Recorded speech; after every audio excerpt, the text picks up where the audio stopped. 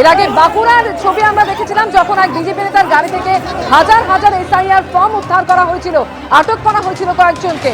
আর বাঁকুড়ার পর এবার আসানসোল, কালো গাড়ি করে প্রচুর পরিমাণে ফর্ম 7 নিয়ে এসে জমা দিতে আসার অভিযোগ বিজেপির বিরুদ্ধে। গাড়ি ঘিরে সেই ঘটনায় বিক্ষোভ দেখায় তৃণমূল, গাড়ির কাঁচ ভাঙচুর করা হয়।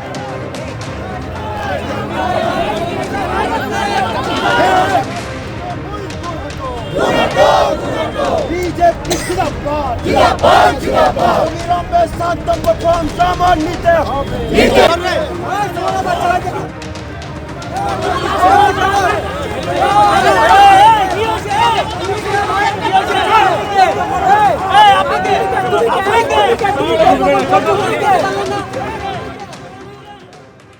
আজকে মমতা ব্যানার্জি আপ্রাণ চেষ্টা করছেন তার ক্যাডার দিয়ে লেলিয়ে আজকে আমরা যাতে ফর্ম 7 জমা না দিতে পারি।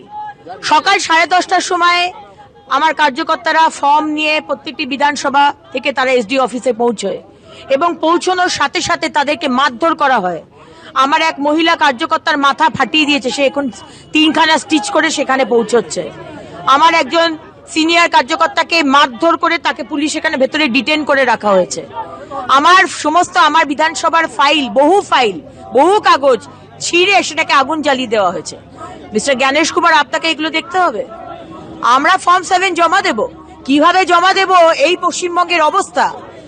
এটা তো আমার কার্যকর্তার ওপর হামলা নয়, এটা গণতন্ত্রের ওপর হামলা।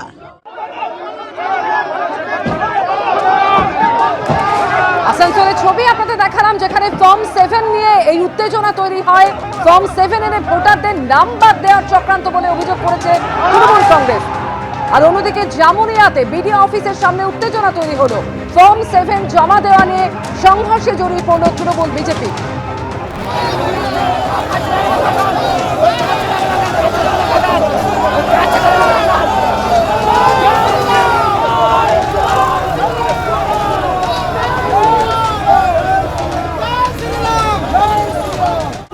কল্যাণীতেও মহকুমা শাসকের অফিসের বাইরে তৈরি হয় উত্তেজনা। বিজেপি বিধায়ক অম্বিকা রায় তিনি তার গাড়ি ফিরে সেখানে বিক্ষোভ দেখাতে থাকে তৃণমূল কংগ্রেস। বাধা দেওয়ার অভিযোগ উঠছে, কোন রকম ফাইল কাগজপত্র নিয়ে ঢুকতে দেয়া হবে না অম্বিকা রায়কে, এমনই দাবি তৃণমূল কর্মীদের।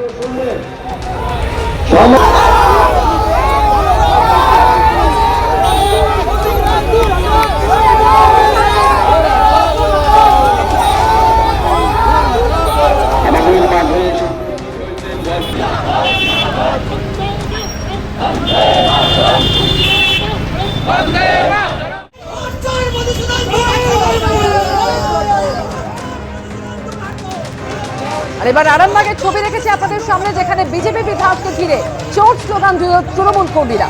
এসআইআর এর নামে হয়রানির অভিযোগে আরামবাগ মহকুমা শাসকের দপ্তরের সামনে ধর্ণা কর্মসূচি চলছিল তৃণমূল কংগ্রেসের। আর সেখানে বিজেপির বিধায়ক পৌঁছতেই তাকে লক্ষ্য করে চোট স্লোগান দিল তৃণমূল কর্মীরা।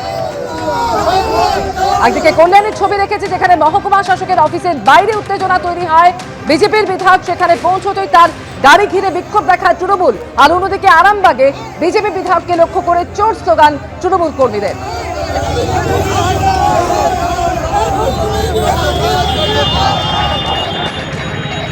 আজকে এসডিও অফিসের সামনে যেভাবে একজন বিধায়ক যদি নিরাপত্তা না পান, যদি তিনি এরকম বিক্ষোভের সম্মুখীন হন, তাহলে আমার আরামবাগ বিধানসভার যারা আছেন, যারা ফর্ম 6 ফর্ম 7 জমা দিতে আসবেন, তাদের অবস্থাটা কি হবে সেটা আপনারা খবর করুন।